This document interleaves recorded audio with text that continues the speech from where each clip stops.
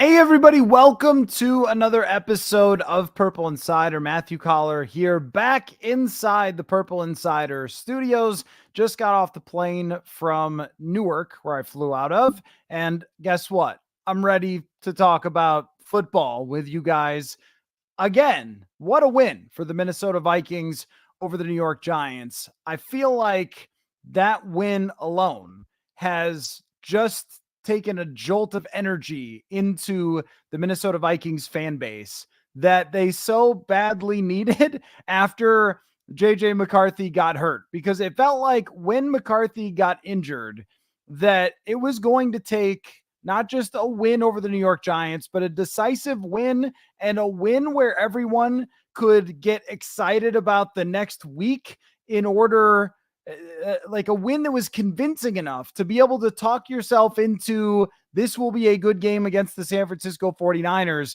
to get rolling on this season. I think it was so much of a gut punch for the Vikings when they lost JJ McCarthy, and for Vikings fans losing JJ McCarthy for the season, that the last couple of weeks of training camp, the vibe was very different among you folks versus what it was before. It seemed like every time we would have a chat, and everybody that I talked to that I know who are Vikings fans, it always kind of circled back to the same thing. Like, oh yeah, this team could be interesting, but losing McCarthy, which of course, was quite a gut punch for everybody to not have JJ McCarthy, but it didn't mean that the Vikings suddenly had to go 0-17. They were going to run out a lot of very good players, and to go out and have a defensive performance like that, to see the players that they brought in over the offseason, that I think we get bored of everybody by the end. Okay, Van Ginkel, Grenard, these guys that they brought in, we'll see what anybody does. And then you go, oh, Jonathan Grenard, 5 pressures in the game. Oh, Andrew Van Ginkel, a touchdown. But not only just that, he made several other key plays again. Harrison Smith can still play. Stephon Gilmore can still play. And Ivan Pace Jr., I don't know over 17 games if there's another step that he takes, but it sure looked like it yesterday with the way that he was running around. And then you start to get interested in what the rest of these players can do. And when you see Sam Darnold play the way that he played, then there's the blueprint. There's how this can actually work on a week-to-week basis. The other thing too, that week one just offers this tremendous reminder of is I was just pulling up the scores from yesterday, trying to think of a few more things to talk about later with Manny about what has changed our perspective after week one, right? Are you changing your mind? Which is what I want to know from you guys about the Vikings. Are you changing your win-loss where you had them before the season? Did you change your mind of what type of team you think this is going to be, or how they could win, or how good Darnold could be? Or do you think that that's just too much of an overreaction after week one? And I'm going through these scores and looking at some of these teams from yesterday, and oh, yeah, that's right. Once they start playing the games, everything changes, and everything we thought we knew starts to go right out the window once everybody gets on the field. And I mean, the Giants and the Vikings in that game are viewed as the Vikings ever so slightly better than the Giants based on what the line was, maybe a little bit better. They were not a little bit better. They were way better than the New York Giants. So I think that if they played 17 times in a row, the Vikings would win almost every one of those games because they're that much better. And that might change some minds immediately about what the Vikings can be long-term. And they were getting a lot of attention today that a lot of you pointed out, hey, why is everyone picking the Vikings to win 5 games or 6 games this year out in the national media and so forth? I think part of it is because free agency was so long ago that you tend to forget how much better the roster got overall. And by the way, I think that skepticism on Aaron Jones was fine because of the age curve, but the age curve is only a broad thing. It's kind of like if you were talking about Major League Baseball pitchers, that most Major League Baseball pitchers are probably done by age 35 or 36. but Clayton Kershaw can still pitch because he was the best. And even with quarterbacks, that there are outliers we never talk about. Well, quarterbacks can play till they're 40. Not usually, not historically, but they can if they're Drew Brees. They can if they're Aaron Rodgers. And sometimes with running backs, they can keep playing effectively into their late 20s, into their 30s, depending on their health and depending on how good they were before they got there and how it was that they went about having success. And I think with Aaron Jones, he has something that very few people have, which is freakish vision and toughness and burst. And he averaged the second most yards after contact in the entire league this week. So there's that. He's a very tough guy to take down, but also he sees things faster than other people see them. And he in turn looks faster, even though there's no metric, even from when he came out of the draft, that would have suggested this guy's faster than everyone else. And yet when you watch him, you go, whoa, he just ran right by those guys. But he anticipates the same way that a quarterback can be accurate throwing the ball out in front of somebody. Wow, he really, led him perfectly into that, even if they don't have the greatest arm strength. And I think that applies to Aaron Jones. And you also just cannot measure, for the analytics person, you can't measure the will of the player. And Aaron Jones came here with a plan to buck the age curve. He is very aware of what everyone said. He's very aware of the Green Bay Packers moving on for a younger running back.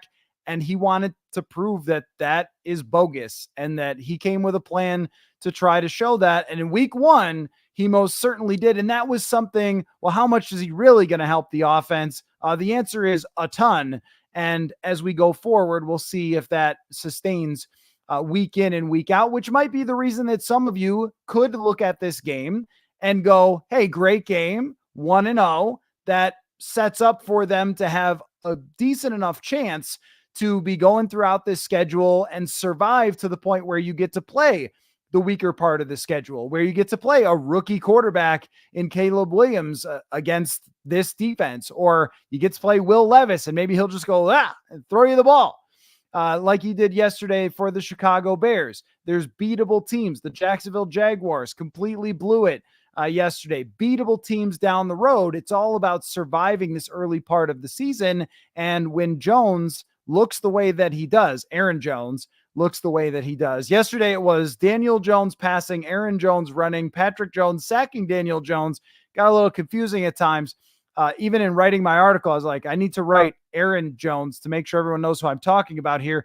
But if he continues to look like this, and they can build everything off of the run, if Sam Darnold continues to play point guard, which I was looking through the PFF numbers and thought it was really interesting that he only threw 4 intermediate passes in this game. That's between 11 and 20 yards. Everything else was either up over the top or short underneath. And when he was throwing to running backs and tight ends, he was 12 for 13 passing. That's playing point guard.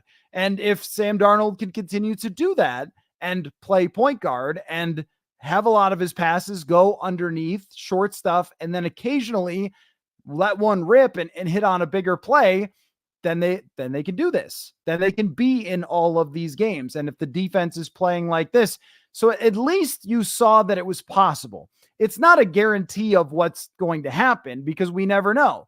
Players could stay healthy and be really good. And week to week, we're talking about, hey, this team has emerged as a surprising top NFC team. Or we could be saying, oh, when they faced San Francisco, it was a totally different story. When they faced Houston, it was a totally different story. But at very least, I think that they now go into a game like this against San Francisco and next week against Houston at home at US Bank Stadium with a defense strong enough and a running game strong enough to keep things interesting with these two teams. And Brock Purdy didn't play his best game even before he had the concussion and then threw the interception at the end because they didn't identify it. It actually should have been Sam Darnold at the end of the game rather than Brock Purdy. But even before that, Brock Purdy did not play the best against Brian Flores' defense. CJ Stroud has never been here before. He's never seen it before. And it becomes more in your mind, not something that seems like marching up to the top of the biggest mountain to beat one of those teams, or wow, you're going to need some sort of miracle to beat them. But no, actually, if the game can stay close because of the defense and you can run the football and build off that and hit a couple of big plays to Justin Jefferson, you can be in a game with some of the best teams. I think that that's what it did show for yesterday. But I am curious of your questions, your comments, and are you changing predictions after week one and after the Vikings blowout win? Manny Hill will join in about 15 or 20 minutes. I'm going to run through the schedule with Manny, rapid speed run, looking at the schedule to see if his win-loss number changed at all for the Vikings after just 1 week, and what we saw around the NFL and some other things we'll get into as well, including his favorite parts of the Vikings win over the Giants. So let me answer your questions. Not much to get into as far as news and notes. Sounds like Jordan Addison, Kevin O'Connell said he was very sore coming back from the game with the ankle injury, but could not definitively say, oh yeah, he'll play, or no, he's going to be out. So we will continue our Jordan Addison ankle watch. Not ideal to have both of Jordan Addison's ankles get injured at the beginning of this season for a guy that relies so much on the quick twitch and the route running. If it takes a week to get him back to 100%, you would rather have other receivers come in at the same time. It's San Francisco and it's Houston, and you need to get one of these games to go to Green Bay and then face either a Jordan Love who's more limited or Malik Willis, which would be really great for Brian Flores. Really great for Brian Flores to face a guy whose biggest struggle is getting rid of the football and identifying stuff. That would be a massive mismatch. Get one of these two, and you're going there to Green Bay feeling very good about yourself. Reconnected says, do you think they activate Tristan Jackson for the San Francisco game? Really want to see what he can do in the regular season. If there would be a choice there, because I do wonder if Lucky Jackson might be a little bit better on the special teams side, and they might decide to go with him instead. He is a little more experienced in special teams because he's done it in the preseason, but Tristan Jackson played a little in the regular season. So I suppose neither one of them is actually all that experienced. I think that's possible. It's going to be one of the other. The special teams part of it may be an element, but they're not replacing a guy who played special teams in Jordan Addison if they have to. But they are replacing a route runner and a contested catch guy with Tristan Jackson, who kind of has some of the same skill sets as Jordan Addison. So yeah, I think that they could do that. But as far as who goes into his role during training camp, it was always Jalen Naylor who was sliding into his role when they would take Addison or Jefferson out. He got a lot of work at all the positions, so they were prepared. If I had to guess, we would be seeing a lot of course, Jefferson, but Brandon Powell and Jalen Naylor would be the three receivers, and then a good amount of two tight ends in the game, as there was the other day. They used Johnny Munt and Josh Oliver quite a bit.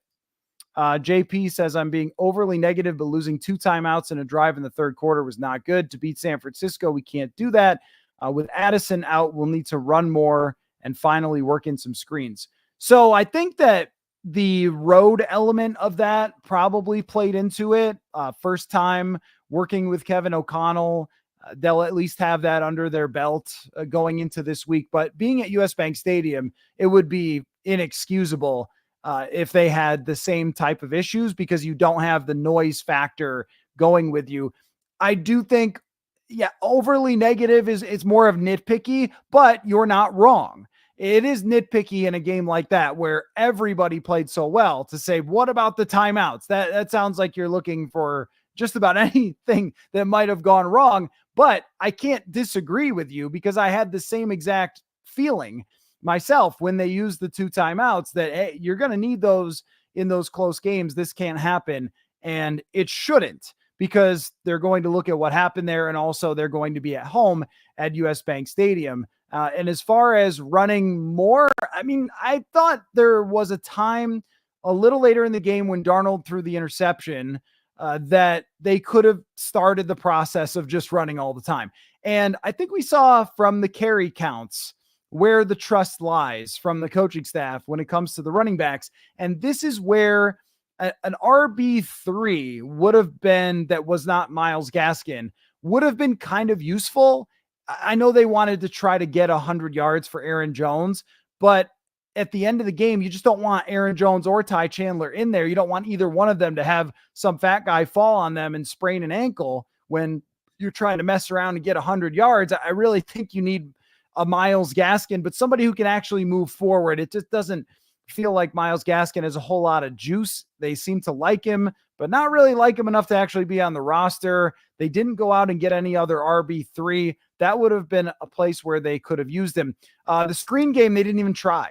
They did not even really try it. I think I saw in the data that they threw one screen and it was not successful. I mean, maybe it's just not a Kevin O'Connell thing. I always think the screen game is really great. Kirk Cousins put it this way once. He said it's either the penthouse or the outhouse when it comes to a screen game. And that I 100% agree with, from just the history of watching this team. Some years they're good at it. Some years they're not good at it. They may not want their guards pulling out there on screens, and they might be concerned with illegal men downfield, which has happened to this team a few times, missed blocks that could get blown up and screens get ruined. A lot of times it does come down to how good is the offensive line at executing the blocking for those screens. And they might not think they want Blake Brandel out in space, Ed Ingram out in space. It's a more media couple of guards there than it was in the past when it was Josh Klein trying to get out there. Daniel says football. Agree with that. How about those guards? Run game upgraded, guard talk. Woo. One of the guards. It was a tale of two guards. And I checked just for you guys to see where Dexter Lawrence lined up. If Blake Brandel's very, very good PFF grade and Ed Ingram's very, very bad PFF grade was because of the matchup, it was not. Dexter Lawrence mixed between both sides of the defensive line. Blake Brandel did a really good job. Ed Ingram did not. I've said this before, and Garrett Bradbury struggled as well. But I've said this before. If it's just one guy, you can work with that. If Blake Brandel, who just had a better game than Ed Ingram has ever had his entire career, also speaks to offensive line development a little bit, but just had a better graded game than Ed Ingram has ever had, if he is at least competent to good as he was yesterday in the run game as well, and then Darrisaw O'Neal, and we know Bradbury can play unless he's going up against a freak like Lawrence, you can deal with that one guy. Or they can replace him later in the season with Dalton Reisner if they want. And we know Reisner is a good pass blocker. And if you had 5 good pass blockers and even just one bad run blocker in Reisner, well, that's also okay. Every team, even the best offensive lines, has one guy, maybe not Detroit. Usually they have one guy that is a little bit more of a struggle. You just can't have 2, and you definitely can't have 3. And there have been years in the past where it's been 3. I like the way that they played yesterday. They did not allow a ton of pressure on Sam Darnold. When they did, it wasn't really fast, instant pressure. And they did overall a pretty solid job. But you can make up for, okay, we feel like this guy's going to get beat, give him a little bit more help, but you can't help on both sides. So Brandel being good, maybe a huge factor for them going forward if that's what he can do week in and week out. Edwin says, I'm liking the new defensive talent. Seems to fit what Flores wanted. That being said, next stretch of games is brutal. I still think this is a 7-10 team, even though they're better than 2024. And that they may have to be better to get to the same amount of wins, depending on how the cookie crumbles. Because I would have said that game in Green Bay, always super tough, going to Lambeau. If they're facing Malik Willis, that's a lot different. I got the TV on over here. I am extremely curious to find out, well, what does Aaron Rodgers actually look like for the New York Jets? Who are they going to be facing in London? Is it, oh man, that's Aaron Rodgers? Or is it, oh, okay, that's not the Aaron Rodgers. If he has some of the same issues as Kirk Cousins moving around that he did in Atlanta yesterday, where they couldn't even run a bootleg with him, that's a lot different than what I expect right now in my brain. I do think that the Rams and Lions are going to be very difficult. But then after that, there's beatable teams. Certainly Chicago is going to be a battle for them, but beatable because Caleb Williams was not going to come in and just run over the entire league as a rookie, and he'll be going up against Flores. There's opportunities to win down the road if you get through this even around 500. That's why it was so important to have the win against the New York Giants, because it means that one of the next three, you go to London at 500, even just one of the next three. And if you get one of the next two at home and then go to Green Bay and it's Malik Willis, and I'm not saying it will be, but when you hear 3 to 6 weeks, that sounds like it could be difficult for a guy who uses a lot of his back leg. It is his right leg, right? To plant and rip the ball. That seems like it would be hard coming off of an injury for Jordan Love. So that was really important to clearing that threshold that you're talking about, 7-10. And now San Francisco and Houston, they are still really tough. I'm not downplaying them at all. They are just less daunting when you feel like there's a defense there and a run game there and an explosive play opportunity there with Darnold and his comfort in the offense, that it's a chance to beat one of those two teams and then start talking about, all right, what's the path to this team actually being good? That's how important it was to get that win the way they did yesterday. Sean says, I'm stoked about the win, but still concerned that Ingram will get Sam killed and Aaron Jones will get hurt casing a better box score. Yeah, that was unnecessary to try to get 100 yards in the game. I get it from the coaching perspective, and hey, let's try to get him 100. That happens a lot in the league, but I didn't need that. I did not need him there in the game. To your point about Ingram, he is going to let up pressure. I doubt it's going to be as much as it was yesterday. If it was, then he needs to be benched immediately when Reisner comes back. That was one of the worst games of Ed Ingram's career. It's also maybe the best player in the entire league at that position. This is not to defend Ingram. There's no progress that's been made there, and that's pretty clear that he is what he is, and that's a guy who gets beat fast way too often and allows one of the highest rates of pressure in the entire NFL over the last 2 seasons. However, Dexter Lawrence is a unique dude. There are very, very few players. Chris Jones is one of them, but very, very few players who have the size and the speed combination to even talk about being in Dexter Lawrence's rare air. He is one of the top 5 players at that position in the entire league. You're not going to face that every single week. Kenny Clark is on the way. I don't even think he's as good as what Dexter Lawrence has done the last few years. But we also have to look at this offensive line and say it's a pretty good offensive line right now. If Blake Brandel is good, it's a pretty good offensive line. And I know that a lot of you have really been wounded by bad offensive lines. This is just not one that I'm concerned about in ways that I was in the past, even if there is one weak link who is going to give up some pressures. But he was there last year and they graded very high as a unit. Kirk Cousins was not pressured all that much as a unit last year. And it's the same guys, only maybe something even better at the left guard position. We'll see. It's one game for Brandel, but that was a very good game that he played. I shot you 99. Do you think it's more of the Giants, specifically Daniel Jones, being bad or the Vikings defense being very good? Always the hard question when you blow somebody out. Is the other team just awful? Here's the way I look at that.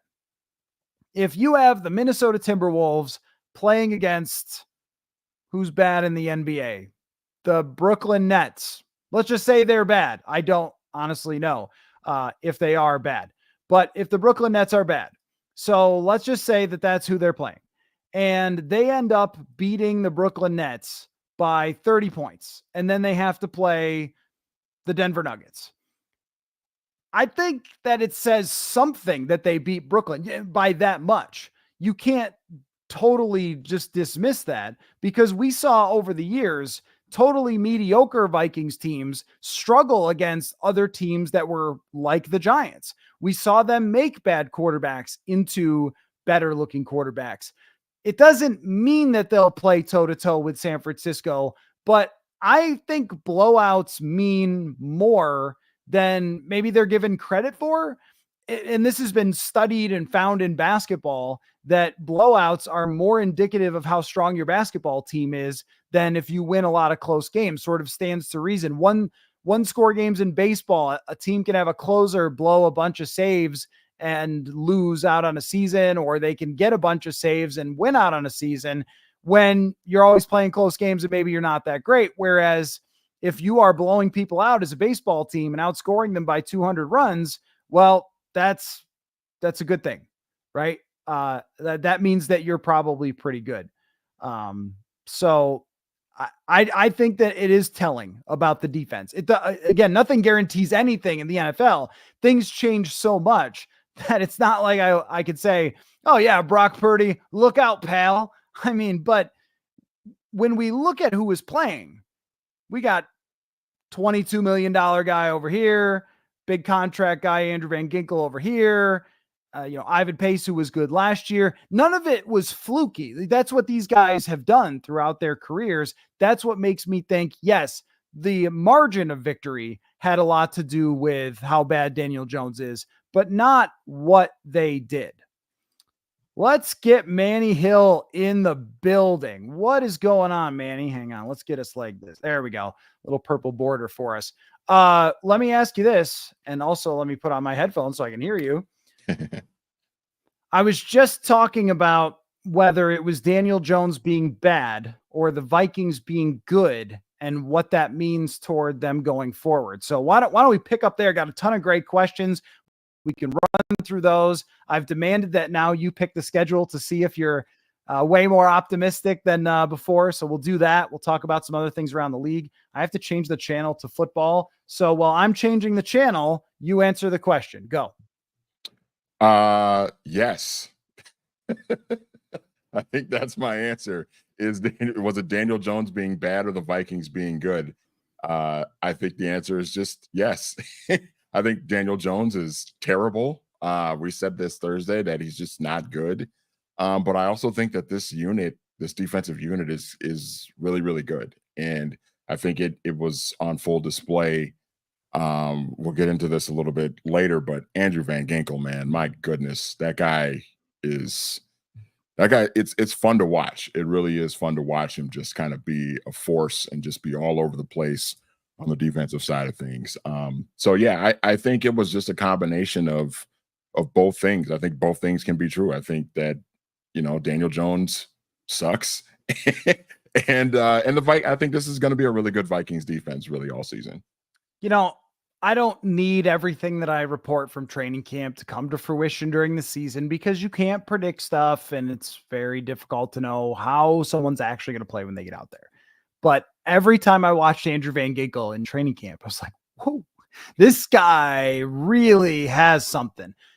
He actually had the same interception against Sam Darnold. It wasn't the same exact play, but kind of where he acted a little sneaky and then Darnold didn't see him and threw it right to him. And that's what he did there with Daniel Jones in that interception. And he did the same thing on a play last year for the Dolphins against Washington, where he picked one off. He's a very savvy player. He's also huge. I don't know that you can tell on TV how big he is and how fast he is for his size.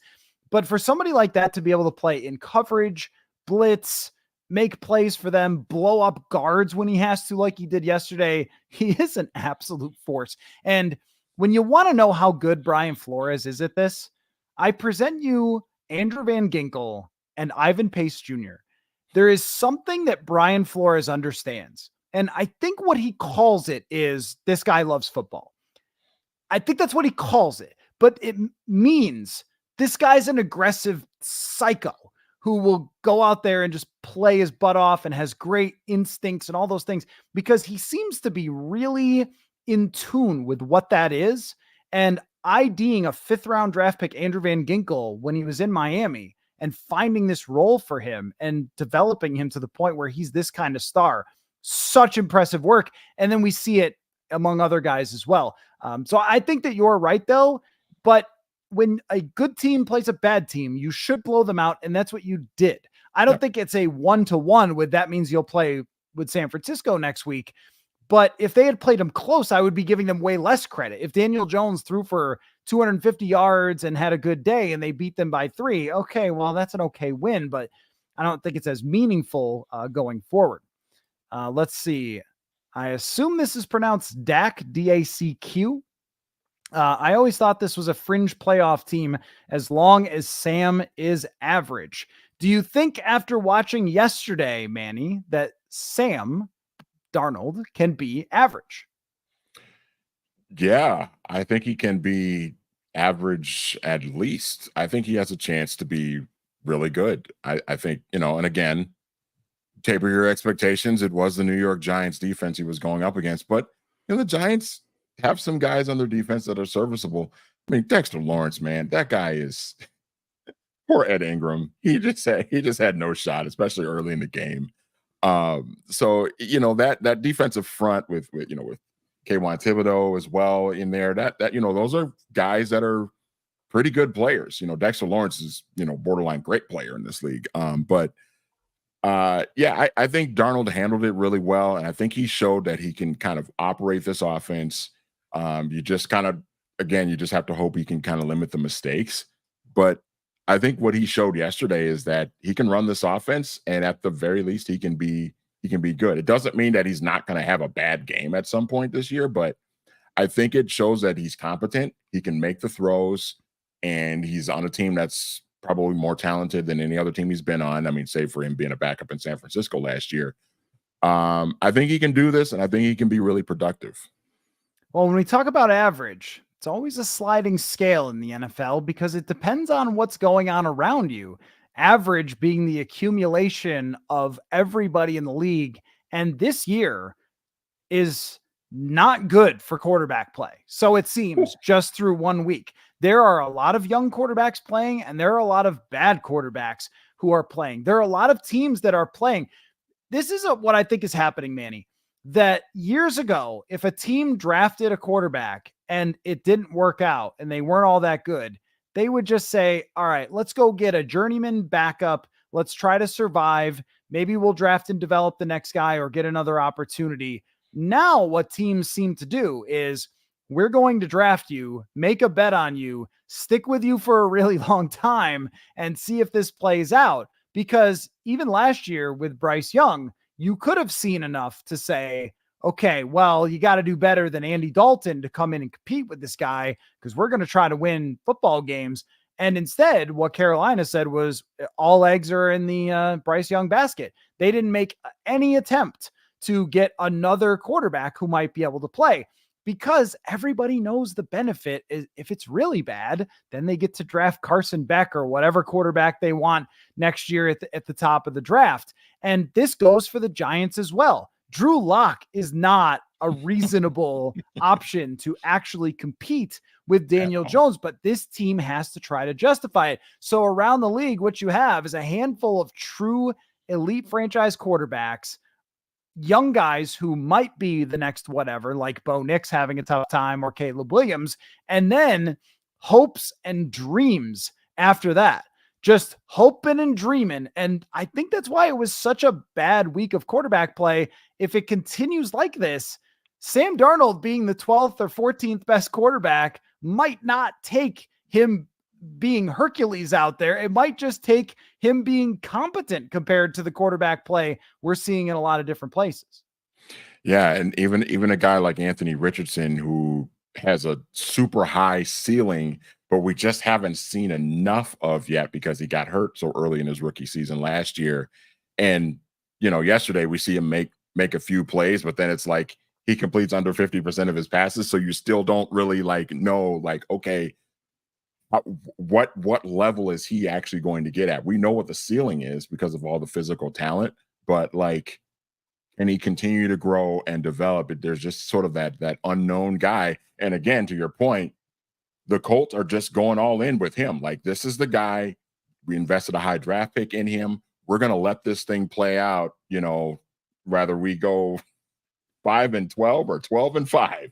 We're just going to ride it out with this kid and see what happens. And if it's a disaster, we'll just go back to the drawing board and reset things. It's going to be really fascinating to see how all this stuff kind of plays out too, and see where a lot of these young quarterbacks end up and who really gets better or who, kind of stays the same. Right now in Carolina, it kind of looks like much of the same thing that we saw last year with Bryce Young. And it's a little troubling down there. What you saw already is, I think, the unseriousness of some teams about really winning. That 32 teams do not go into the season saying, oh, yeah, we can really compete. And with teams focused more on their timelines and more even willing to go to the bottom, it results in less good overall quarterback play, it has a lower floor of quarterback play. When the worst quarterbacks used to be, and you have to go back a ways for this, but when they used to be guys that were journeymen, then at least those players were in the league for a reason. Our guy, Gus Frerotte, friend of the show, Gus Frerotte, who had been on radio with us a bunch of times. If Gus Frerotte was your quarterback, you could play. And the Vikings proved that. But a lot of teams now in that same situation would have just said, no, we're not benching Tavares Jackson for anything. He's just going to play it out. And even if we waste a year of everybody's life, we don't care, because then we're going to draft the next year higher rather than trying to make the playoffs with Gus Frerotte, which is what the Vikings did years ago, and then played Tavares Jackson when they shouldn't have. The point being that you're already looking at an NFC that has been, I think, whittled down within the first week to, okay, Washington is not really competing here. Right. Chicago can, but Caleb Williams is going to have a really long way to go, as we saw. You might be looking at an unserious Atlanta Falcons team that just may have signed the wrong, very expensive Achilles repaired guy, which Rodgers on this drive, by the way, is letting it rip a couple times. But he had a lot longer for his Achilles to heal and had way more talent to work with to begin with. But you mentioned Carolina. You're seeing some teams show up already and going, oh, okay, well, that doesn't look like it's a serious contender for the Vikings. So how many teams do you really have to beat out in order to get into the playoffs? And if Green Bay just starts losing games with Malik Willis, then I already had them as maybe a 10-win team. Now your margin for error becomes almost nothing. And all of this becomes more possible for the Vikings. After just 1 week, the landscape of the league feels very different. Add plus verb says, how surprised were you that Darnold ended up with only 1 sack, but almost no scrambling? I thought he might scramble more because he has a history of trying to scramble. And I think that Kevin O'Connell said, don't be doing that. Don't be running all over the place trying to do crazy stuff.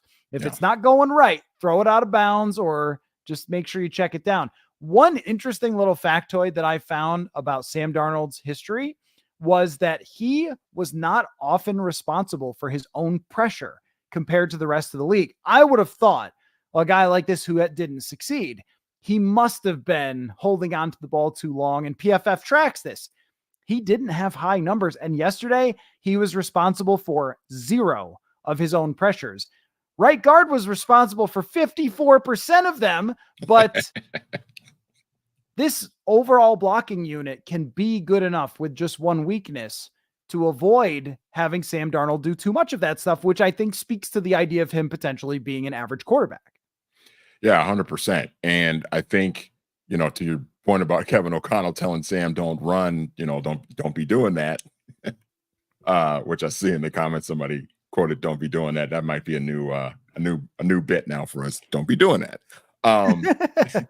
But I think also you kind of look at the situation, you don't want Sam Darnold running around too much because then he might get hurt. And then all of a sudden it's Nick Mullins time. And I don't think we want to see Nick Mullins time, especially seeing what we saw yesterday. I think we're seeing something that could actually potential to be pretty, has the potential to be pretty good this year. And so if you lose Sam Darnold because he's running around trying to do too much and he gets himself hurt, now you're going into Nick Mullins and now things might get really dicey. And because Sam Darnold has the physical tools like we've been talking about to where you can envision him leading a team, potentially to the playoffs if everything goes right. I just don't get that sense with Nick Mullins. And so I think it's going to be really important for Sam Darnold to at least be average, don't be bad, stay as healthy as possible. And I think things will be okay. The way that the game played out, and I think about this all the time with football, is how the game actually ends up working versus what the stats are. And we saw this, of course, Kirk Cousins made me think a lot about this, where you end up with 340 yards and you lose 21-28 in a game where you were down 2 touchdowns, but hit a 40-yard touchdown late in the game to lose by 1 score. And wow, your quarterback rating is 140 in a game that you didn't play that great. And yesterday, when you look at Sam Darnold's statistics, well, he has a very high completion percentage. You know who it reminded me of was a Case Keenum stat line where there was nothing wowing about it, and yet you were ahead and you won the game. And him playing from ahead, and this is another statistical thing of my research, as the Jets just scored here in a great drive by Aaron Rodgers. But as he was playing from ahead in his entire career, he's a good quarterback. And when he was playing from behind, he's a terrible quarterback. And with Kirk Cousins, he was always good under all circumstances. All of his numbers are always good. So it's not just the building up stats when behind, but Kirk's stats when he was losing were excellent in comparison to the rest of the league. That's something that what Kirk did really well over the last 2 years was if his team was losing, he brought them back and oftentimes won the game in the last 2 years. I don't think you want Sam Darnold to be able to do that. You need to be in situations where you can continue to play close type of football, run or pass. Don't put it in a spot where you just have to pass. That feels very important as they go into these next 2 games, which is where we always separate offense good, defense good, offense good, defense bad. I think they tie into each other. I think that it's a huge deal that the defense allowed Sam Darnold to play point guard and game manager and then make 2 unreal throws in the game and have that really be all he was asked to do. I noticed something with you and Dane talking after the game yesterday. You guys brought up the topic of complementary football. And I think I think what we saw yesterday is a perfect example of how it's you look at Sam Darnold in the offense and they're looking at the defense and they're saying, help me, help you, help me, help you. I mean, it's and the defense is saying kind of the same thing. It's like, help me, help you, help me, help you. I mean, it's if every facet of this team is working well, they're gonna have a chance to win a lot of games this year. And right now, I mean, I think it's just going to come down to just them staying healthy and kind of avoiding the catastrophic loss of a player. If they can do that and have performances like what we saw yesterday, then we're not going to see that for 17 weeks. I think we all know that. We're not stupid. But I think yesterday was a really good example of what this team can look like and what the formula is going to be for this team to win games. It's the defense making plays, keeping things close, not letting you fall behind, the offense, not, they had the turnover on the first play of the first possession of the game, but, they played a pretty clean game after that. I mean, I don't even really count the interception that was kind of tipped in the air or whatever. And that was late in the game. They were up big already. But it's playing clean enough football on offense and the defense not allowing big plays and just being, really disruptive to an opposing offense. You get that, this team has a chance to be pretty good. It's almost hard not to sound like an early 2000s or 90s coach at a podium being asked, like, coach, how do you think you can win this game? Well, we got to play complementary football. We got to build the passing game off the run game. We got to play strong defense. It's like all of this is pretty true because we just saw it all come together. But if one of those things isn't working, that's where we'll really see the true test of where Sam Darnold is. And early in the season, this becomes especially important because Jordan Addison is banged up. And either way, he's not going to be at 100%. TJ Hockenson is not here. When you have your complete complement of weapons, then Sam Darnold might be able to be more than just point guard because TJ Hockenson can catch and run with it, unlike Johnny Munt can't do that, really. Josh Oliver's got some mitts, but I don't think he's escaping from anyone after he catches the football. You can use Hockenson a lot more in a lot of different ways. You can use Addison as a downfield threat and not have to rely as much just on Justin Jefferson. And again, we'll see where Jordan Addison is, but being banged up, if you could get to that point, that's when I think maybe you'll be able to open it up if he's more comfortable with the offense. But right now, you can play this type of football. And this, if O'Connell can keep doing it, I will be impressed. You look at the way that Mike Tomlin won a game yesterday against the Falcons. Yeah. And you know how much it hurts me to bring up this game with the Falcons and the Steelers. It's very hard to keep referencing it, but I'll power through and maybe do that a few times. Mike Tomlin has made the playoffs year in and year out and had winning records without great quarterback play by doing this, by finding ways to survive and then hit a few plays here or there, stay in the game with your defense. And this is finally a defense that they can actually do that with. I thought the 2019 team kind of played that way, hit a screen pass, hit a big run from Delvin Cook. Well, now it's Aaron Jones. So it is a total shift in just how they are playing their philosophy. But if they can keep doing it and O'Connell can go from wide open 50 passes a game to playing like Gary Kubiak wants to play all the time, then I will definitely be impressed.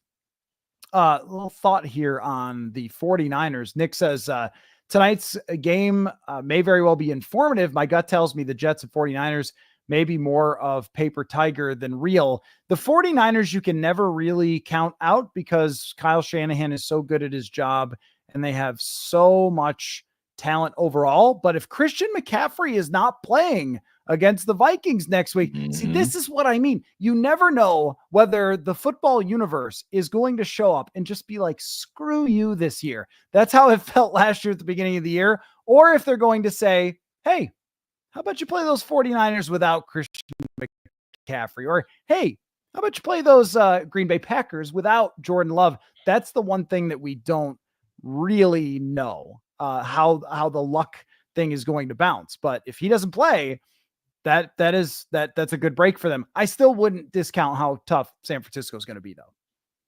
Yeah, I mean they're a championship caliber team. I mean they were just a couple of plays from winning the Super Bowl last year with the roster that they had, and they got a lot of those guys back, obviously. But it is the Christian McCaffrey part of it is going to be fascinating to watch how that plays out. And his situation is a calf. I mean, a calf is tricky, man. Like if we've seen situations, again, I'm switching sports here, but you think about, Kevin Durant having a strained calf in the playoffs for the Warriors, and then he comes back and plays in the finals and then pops his Achilles and it's over.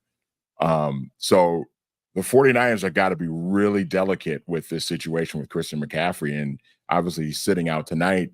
But if they want to be really cautious and sit him out next week as well, that can really change things and maybe lean things in favor of the Vikings, because McCaffrey is such a huge part of what the 49ers do offensively. They've got other terrific players, obviously, Kittle, Ayuk, Debo, but McCaffrey is that X factor type of player that you take him out of the lineup, it changes what they want to do completely, and that might lean into Brian Flores' favor. Rob says, Brandel is in his 5th season. You're comparing a guy that couldn't get on the field for 4 seasons to a guy that was thrown in from week 1. That is BS. Ooh, we got some BS on the show, Manny. I don't like that. Ingram has improved every season. Okay. I mean, are you related to Ed Ingram? Because there's a lot of problems there. He's in his 3rd year. He's had 2 full training camps, 2 full off seasons to develop. And thrown in from week 1 might have been an excuse 2 years ago. How is that relevant to 2024? And every season just means last season. And the improvement still resulted in a top 5 year in pressures allowed. He improved from being legitimately the worst guard in the entire NFL in pass protection to maybe the 5th or 6th worst. That's not really large gains there. I think we're on Ingram gets benched for Reisner watch until proven otherwise. And my point about Brandel's development is that, Ingram could get better, but that's not a good sign. It's not a good sign to come out and play some of the worst football that he's played in his career and give up 6 pressures. 6 for a guard is obscene.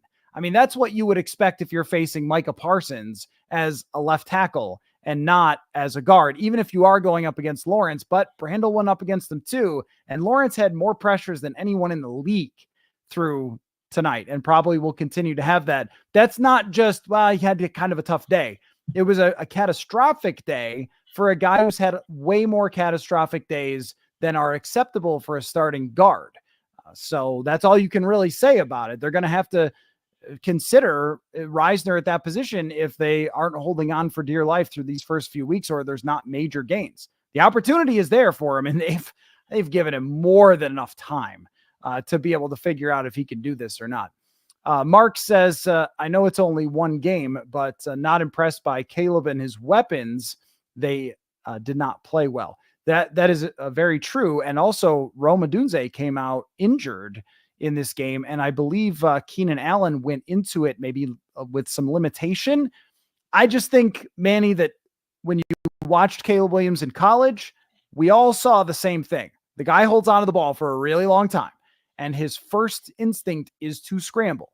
The ceiling is very high, but we have this expectations, and you and I saw this in the WNBA with rookies who came into the W, and people thought on the first day they would just score 50 points. Yep. It's the same way with this. We could go to 100 different quarterbacks, and because CJ Stroud was good last year, well, every new quarterback, there's so much hype about him. They should just be fantastic right away. I just think with Caleb Williams, as he's making this adjustment, by the time he faces the Vikings, there's a question of, you don't face him right away. You kind of wish you did like this week. Has he figured it out yet? Or is he still playing like a rookie? Because if he's still playing like a rookie, this gives Brian Flores a lot of opportunity to screw with him. Yeah. Well, it's kind of like the Jordan Love factor last year with the Vikings, right? The first time they played him in Lambeau, he was terrible in that game. And then he comes to US Bank Stadium late in the season and he lights up the defense. So you just kind of, there's that whole dynamic there. But yeah, I mean, this is kind of why I think I had posed this question to you off the air about Caleb Williams of like, does he look like a guy that maybe should sit to start out? You know, that maybe he's not the guy that you want to throw out there. And again, most of these guys that come into the league, as even the guys that are taken number one overall, most of these guys are not ready to go when they step onto the football field for the first time. It's very rare that you get the CJ Stroud, the Matt Ryan back in the day where he stepped in right away. And I mean, Matt Ryan came in and won 11 games as a rookie and took the Falcons to the playoffs. But that stuff is rare, man. Like, you just don't see that very often. Most of these guys need to sit early on and really kind of grow and progress behind the scenes. The greatest quarterback of all time sat for his entire rookie season. He didn't play at all, really, except for, you know, maybe garbage time in some games. And again, you know, Tom Brady coming into his job was because of an injury to the guy ahead of him. So it's kind of a unique case. But again, it's like the best quarterback to ever do it didn't play right away. The best quarterback in the game right now didn't play right away, you know? So I think it's, you know, you can't really put that toothpaste back in the tube now with Caleb Williams. I mean, you decided to start him week one, so you're probably gonna, unless it just becomes a complete disaster, Matt Eberflus is just gonna have to kind of ride this thing out. And I think people are just gonna have to taper their expectations that, you know, the Bears, for all the talent that they have, might not be that 9-8 team that sneaks into the playoffs with Caleb Williams as a rookie. It might be a 7-10 type of thing, just because Caleb isn't quite ready to be that productive guy that we think he's eventually going to be yet. But if you're talking about it through a Vikings lens, then a lot of things came up Vikings for Simpsons fans. Everything's coming up Millhouse. Everything kind of came up Vikings yesterday, including the fact that though they got a win, you don't expect to block punts and have Will Levis throw you the ball the way that he did every single week if they're going to win. It's also one game, and my expectation based on the guy's talent is that he will progress. That's just a big question of, by the time you face him, is he looking like the number one pick superstar? Is he looking like someone who's still very much on the rookie side? Cliff says, how about rookie Dallas Turner starting his career with a sack? Yeah, Dallas Turner not having to play a lot and coming into situational roles and getting a sack just shows you how much deeper this defensive line is. Harrison Phillips, how about this for you for a stat, Manny? Harrison Phillips played 36 snaps. That would have been his lowest for last year. He also graded an 80 by PFF, one of his better grades, even of the last 2 seasons with the Vikings. If Harrison Phillips plays in the right spots and he can get rest and he goes back in there, he is a very good player.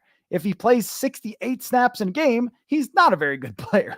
And they were able to rotate. Tillery, somebody the other night said, why do you keep talking about Tillery, you dweeb? And I said, because he's looked pretty good in camp. What do you want from me? I'm only here to report the facts. And hey, Jerry Tillery, my friends, played a lot of snaps and actually played pretty good in this game.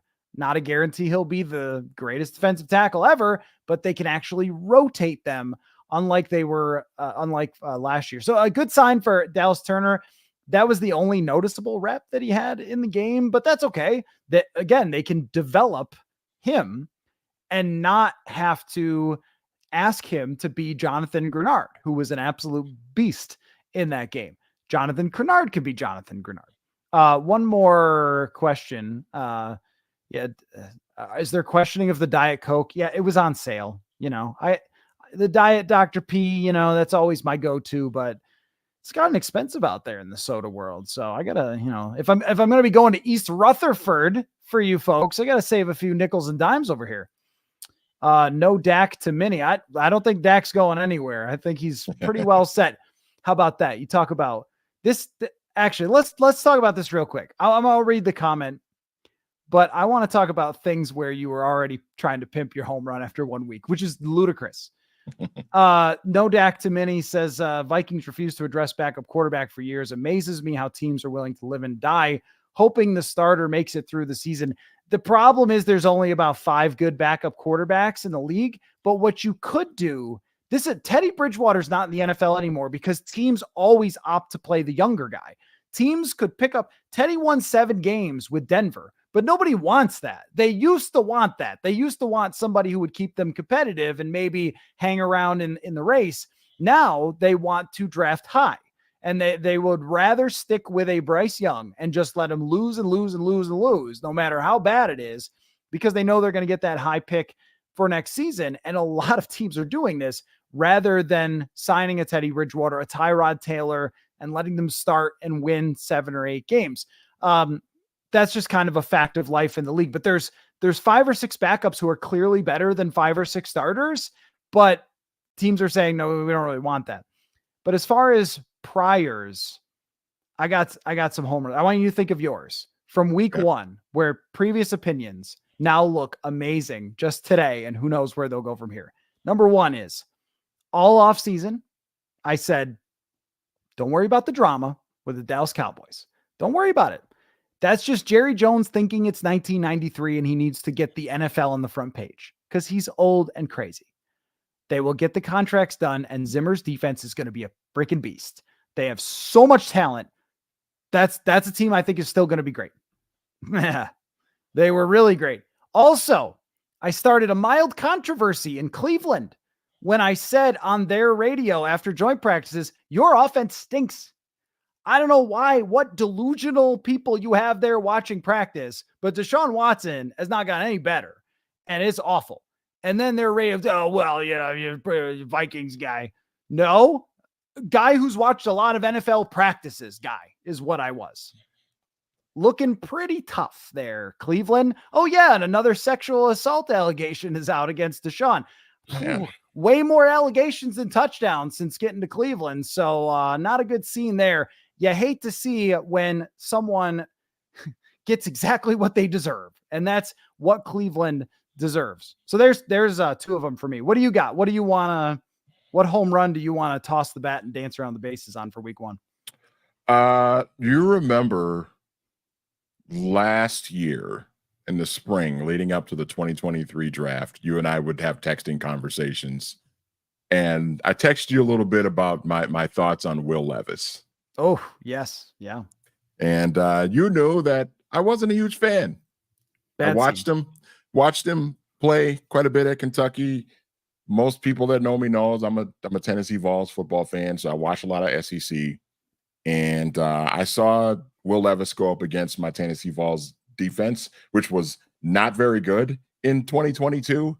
They were a good team. Hendon Hooker had a great year. They won 11 games, won the Orange Bowl, all that stuff, but they couldn't stop anybody on defense. And Will Levis generated, I believe, 6 points against them. Yeah, and after yesterday, I don't know what the hell that the pick six that he threw. What in God's name was that? Hilarious. Absolutely hilarious. Yeah, and I saw it and I was like, "Yep, that's the Will Levis that I've been trying to tell people about for about a year and a half now." I'm not a fan, man. I don't think he's that good. It seems like the Titans are just going to ride it out with him, at least for this season. But I just don't. I think even if he gets to his peak, I don't think he's going to take the Titans really anywhere. And I think they're already going to have to be looking for another quarterback here pretty soon. I agree. And when the Vikings didn't draft him, I was, okay, all right, we'll see. But then when he got to the second round, I changed my mind. All right, if the whole league passed on him, then I can't criticize the Vikings for passing on him either. Right. And another great example of the draft analysis world, Secret is bad at this. Very bad at evaluating quarterbacks, which is maybe where my next home run should go to just for week one. And we understand that these could blow up in our faces. Okay. That's not the point. It's just, this is what you do after a week of football. You go, I was right about something. Don't talk about what we were wrong about. The Atlanta Falcons drafted Michael Penix for a reason. I said it that night. I said it 100 times after that. Well, the entire world went, what are the Falcons doing? What are they insane? Are they crazy drafting this left-handed fireballer? No, they're not crazy or insane. They know that Achilles is very hard to come back from. And also, it looked really bad. It looked like he could not move before, but he could run a bootleg. He didn't even run bootlegs in this game. People had numbers on this. He didn't move at all. And I was talking to somebody today who said, it reminds me of Ben Roethlisberger at the very end, where remember he was averaging like 4 yards a pass. He was just catching it and like shot putting it to his receivers. And for some reason he was still playing. That's what it looked like. I don't want to not necessarily dance around the bases about the decision. The decision was made when they got here. We just told you about it. They got here and decided this is when they were moving on from Kirk because it was going to be a good quarterback draft. They were right. They picked McCarthy. The Vikings are in a good situation. Kwesi Adofo-Mensah had the right plan, along with Kevin O'Connell, along with the Wilfs. Everyone deserves credit for having the right plan. It's more about people criticizing the Falcons' decision when anytime you're picking a quarterback that you really love, you're making the right call because anybody else can be replaced except for that guy. Love it. Love it. All right. One more thing that I'll sort of pimp the home run on. And it's kind of an easy one. It's kind of low hanging fruit, but like, that's what this segment really is. Yeah. Though. This is exactly what that is. And I'll keep it local here. I mean, Daniel Jones is just terrible, dude. Oh yeah. This is that I said it at the time when the Giants decide to pay him. They're screwed. This guy is not good. They're paying him based off of one playoff game against a defensive coordinator that just Lord knows what the hell he was even doing that day. Daniel Jones he's just not it, man. This is just not going to work. It's going to get a lot of people fired. It feels like maybe the general manager might get fired. I don't think Brian Dable is going to survive this. And now, it's at the very least, this is going to maybe, if they're going to be like a 4-13, 3-14 type of team, which they looked like yesterday, it might mean that, okay, regardless of this Daniel Jones contract situation, we got to take a guy. We got to take a guy and hit this reset button and try again. And if Daniel Jones is sitting on this roster as a backup, making, I don't know, $40 million a year as a backup, then so be it. But they've got to they've got to pivot from this because this is just not working. And in that market too, like you're better served by going in a different direction now and getting that fan base excited again. Because if you keep rolling with this, going into next year, that fan base out there is brutal, and they will let you know. Here's what I don't understand about the Giants. So Malik Neighbors, I believe, will be a great wide receiver. He looked really good in the chances that he got. But the Giants tried to trade up for Drake May, and the Patriots were like, stop. No. And good for Gerard Mayo, by the way, getting his first win in that game against Cincinnati. But they laughed. Okay, whatever. But they didn't draft McCarthy, and they didn't draft Penix when they were right there because they had to have the receiver to justify the quarterback. I saw this happen early in my career, Manny, with the Buffalo Bills drafting Sammy Watkins and trading a first-round pick for him to try to salvage EJ Manuel. It does not work. It does not work. If somebody is that level of bad, you cannot just salvage them by getting them a good wide receiver. They could have picked JJ freaking McCarthy right there. And then the Vikings would have had to trade up at that point if they did. And they could have been playing, or even if they picked Penix, they could have been playing that guy yesterday because that person would have won the camp battle against Jones. And then your Brian Daboll being like, oh yeah, it's a new fresh start. I didn't draft Daniel Jones. I just tried to make the most of that, but this is my quarterback. My quarterback is JJ McCarthy. And instead Silver plattered him to the Vikings. I mean, that's a pretty good break for the Vikings that they needed to have their wide receiver as opposed to drafting a quarterback. Zoomer Kev says running scheme better or Aaron Jones good? I'm going Aaron Jones good. I don't know about you, Manny. Man, that was, I know we talked about, things that we were impressed by yesterday. That was one of mine. Aaron Jones, that guy is I used to say this a lot about Anquan Bolden, that he's the guy's just a pro's pro.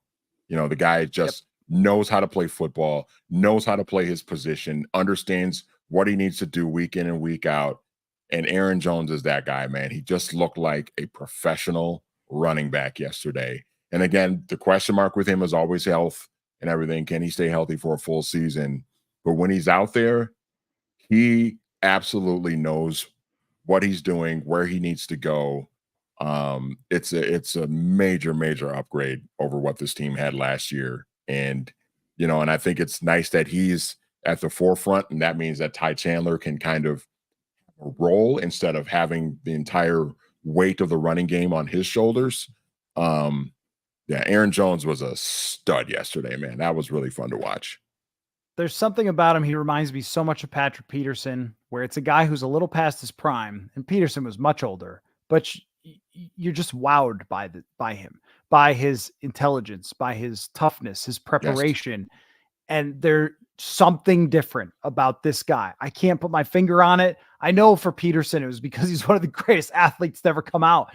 That was not true for Aaron Jones, but something about these veteran players who, even though there are many younger dudes who have come and gone, they have something different built into their will, their IQ, and then hardwired into their physical abilities where you can see stuff before it happens. And that's why Aaron Jones looks so fast. It's really something. And he's tough AF, man.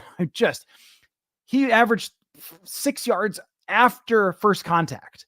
He runs through people as much as he runs around people. And couldn't have been more impressed by him. Not that we needed information on Aaron Jones, who averaged 6 yards a carry in his career against the Vikings. He demolished them every single time. So that was one, if we were talking about surprised or not surprised by, was not surprised. What else was on your list of things that impressed you the most, by the way? I mean, it's kind of things that we kind of talked about already. I mean, Andrew Van Ginkel again, I mean, just everywhere. He's kind of, might sound a little hot takey, but maybe not. Kind of like, are you going to say Micah Parsons or something? I am going to, I see that's the, yeah. I felt that coming. I was going to go Micah Parsons light, not as good. I mean, Micah Parsons is just like a freak of nature, honestly, and Mike Zimmer's going to have a lot of fun with him this year.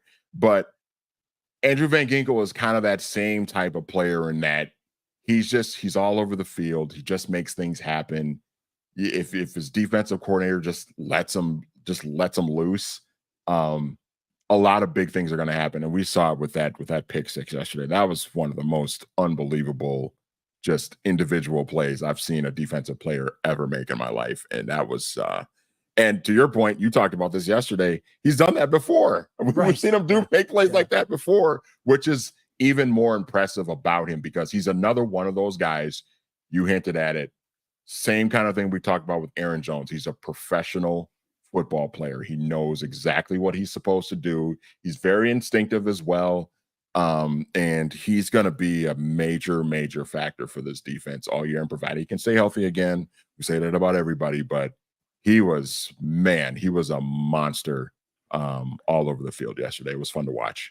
You heard it. Micah Parsons White is what Manny said. Justin says Darnold started strong in New York and Carolina. It is true that he started very strong in Carolina in 2021. His first 3 games were excellent, and then he completely fell off the map, which is why when we're trying to figure this out, number one, the supporting cast was quite a bit different in there and then here, and we're trying to figure out where's it going to go. The answer is we don't really know. What we know is that the things that we thought could help him play well did in the first week of the season against a defense that's not a joke. It's not the best defense in the league, but it sure as heck is not a joke. Their offense is a joke, but not their defense. And we thought that Aaron Jones could help a lot, and playing off of that, we thought that he could hit some beautiful throws down the field to Justin Jefferson. We thought that if he played point guard and did not try too hard to do anything crazy, that he could win and play really well. That's what we know as of right now. This is a developing story, not one that we've just decided Sam Darnold, top 5 quarterback. I think that's really, that is, you are right that he did start really well there. This is a different situation though, I think. Janet says, so excited about the defense. I get it was against a down team, but it's been a while since the Vikings could depend on their defense. It has been a long while, Manny. I was very tired. I was very tired. Since Purple Insider began, this defense has not been good. And last year, there were some flashes in some games, which we're going to have to find out. But with the amount of talent that they have, this should be a week-to-week thing where they can be very good. It's not Brian Flores trying to tape it together with sticks and glue. This is a bunch of guys who are proven and are projectable, very good players. And I don't think it's 2017 defense. Maybe it will become that, but it looks more to me like 18 and 19, where opportunities will be given for them to win games if they play even average on the offensive side because the defense is good enough. And the thing that I like the most about it, too, about the defensive unit, and this was something we especially did not see last year, even when, early in the season when they were playing well, there's a little bit more depth and versatility. This defense looks a lot more like what Brian Flores wants to do as a defensive coordinator than it did even last year. I mean, last year, to your point, they were just trying to piece things together. And because Brian Flores is a really good coordinator and really good at scheming things and putting things together, the defense was able to keep them in some games last year. But this is a unit now, I think, with the additions that they brought in, with Harrison Smith still in the picture, with Josh Metellus having emerged last year as a vital part of the defense. This is a unit that can be like legitimately good. Last year, they showed some good things, and it showed that, okay, they've got a competent guy coordinating the defense now. This year, it looks like, oh, this unit could be really, really good and could be the reason why, if this team is going to make the playoffs, even if it's like 10-7 as a wild card team, it's going to be because this defense was fantastic, really from start to finish all season. And by the way, someone asked, I scrolled by it, sorry, about Hockenson. No real update there, but it's going to be at least 4 weeks. I think that it makes more sense for him not to go and play on the field in London. These fields that are in Brazil and other places are historically not that good. And someone coming off an ACL injury, I would far prefer he just come back and play the revenge game against the Detroit Lions than go play in London. Manny, I think it's time for you to pick the Vikings schedule, because I'm trying to get a sense for just how high everyone is on this win. And I was saying to Dane yesterday after the game, we were in the press box, and I'm going through my mind. I'm like, is there something I'm missing here? I feel uncomfortable. Why don't I feel right breaking down this game? And you know why, Manny? Because every game for the last 2 years under Kevin O'Connell has been a 1-score game. And I'm always in the opposing team's press box doing a podcast with Dane going, well, they had this great play, but then also this guy really blew it. What was O'Connell doing? What the coverage doing? But then they came back and found a way to win. And there wasn't two sides to the story. I haven't covered a blowout since 2019. I forgot what to do. Somebody tweeted the "what do I do with my hands" thing. Like O'Connell 2-score lead. Well, what do I do with my hands? And so coming out of it, it's really hard not to look around and go, yeah, all the things that we said, if they work, they're going to be good. They all worked for this week. And before you pick this schedule, is there something that worked against the Giants? Just to be fair and balanced, as we are always on the show. Should I use that as a tagline? I think that's actually a good tagline for a media. No, it's not. Anyway, throw that out. But is there something from this week that we're high on and we're talking about how good it was that you think next 2 weeks we might not be talking as much about? Sure. I think, honestly, for as fantastic as the defense was yesterday, I think there's a possibility that they could get, that they could get the score run up on them a little bit even as soon as next week with San Francisco. I mean, that we're talking about a team that was in the Super Bowl last year, has been in many NFC championship games over the last few years. It still has a very good defense, and they've got weapons on offense. And, even if Christian McCaffrey is not playing next week, it's still going to be a test, I think.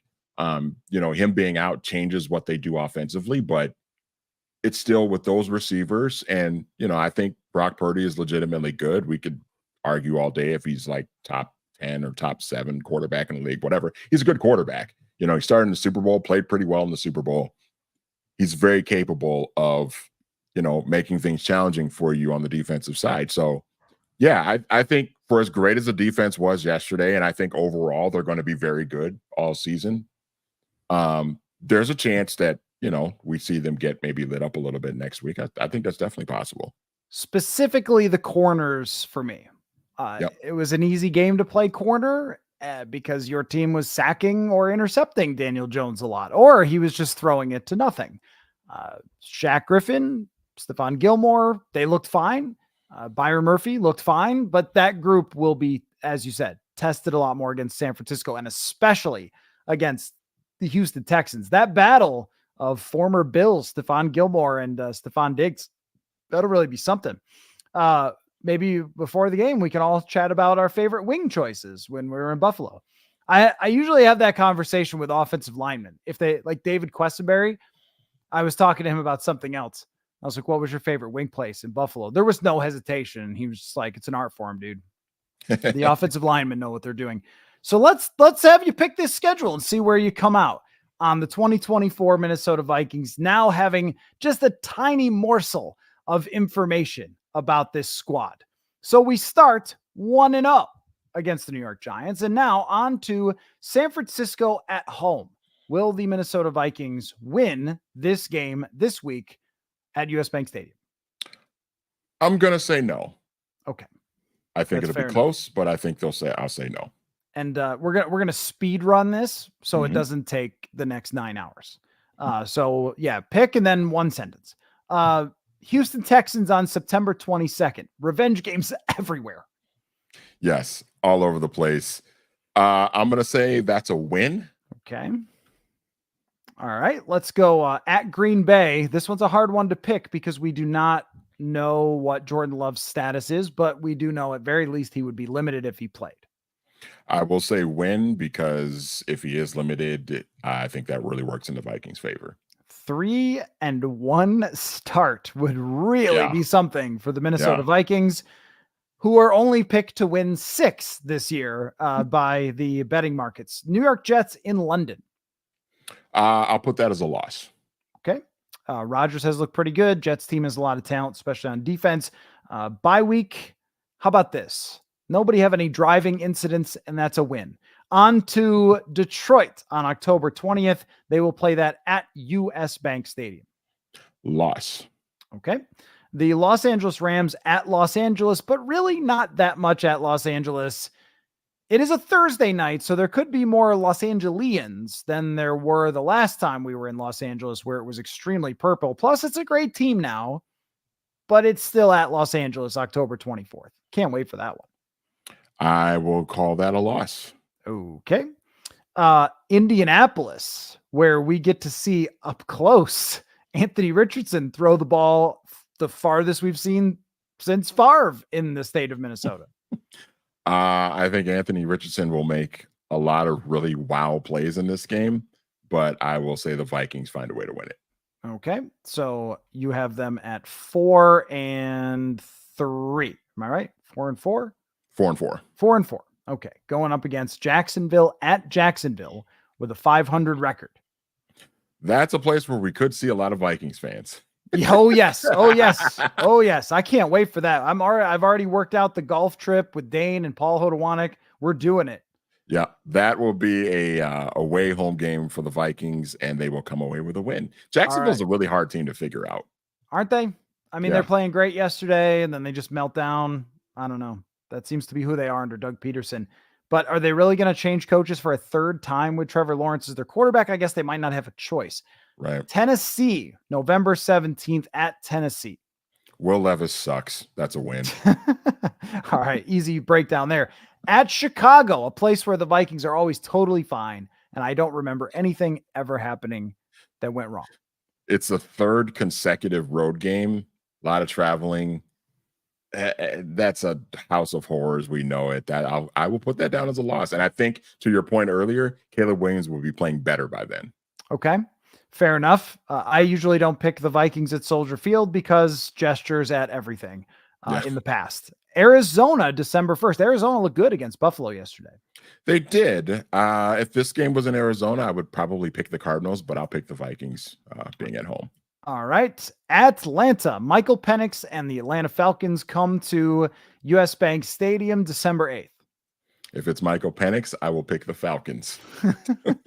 If it's Kirk Cousins, I will pick the Vikings to win. But I'll still assume that it's going to be Kirk Cousins then. So I'll give the Vikings a win there. Okay, home against Chicago. I'll call that a win. Okay. At home. Yeah. All right. Now you're headed to Seattle. At Seattle. They were okay yesterday. Beat a team with a rookie quarterback who didn't play all that well. When was the last time the Vikings played well in Seattle? Well, there's a difference between played well and actually came home with a win. Right. There was the game that they blew at the very end with Cam Dantzler not covering someone and Russell Wilson throwing a game-winning touchdown. They played okay. I'll call that a loss. Did not win. Okay. Yeah. Green Bay at home, December 29th. That one's got some entertainment potential there. Yeah, I'll call that a loss. I think Jordan Love will be back and playing pretty well by then. Okay. And Detroit. I'm taking a little bit too long on these, but I'll say a win because the Lions will. Okay. The Lions will have had the division wrapped up already and be resting guys.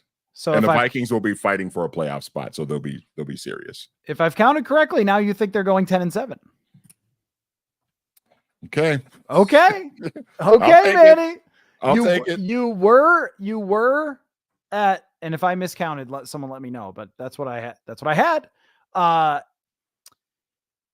You were at 9-8, so this isn't a huge deviation. I was also at 9-8 because I think both of us felt like it was being ignored how much talent they had outside of the quarterback because all the discussion was just about the quarterback.